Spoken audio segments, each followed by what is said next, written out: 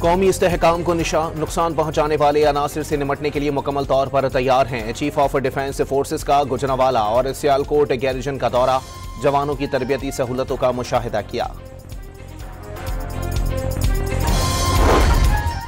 हुकूमत संभाली तो मुल्क अमली तौर पर माली दिवालियापन के दहाने पर खड़ा था। अब मईशत मुस्तहकम और अशारिये मस्बत हैं। वज़ीर आज़म शहबाज शरीफ का रेगुलेटरी इस्लाहात की तकरीब से खिताब। कराची में ई चालान और ट्रैफिक हादसात के खिलाफ जमात इस्लामी का धरना, हुक्मरानों ने हर इदारे को तबाह कर दिया।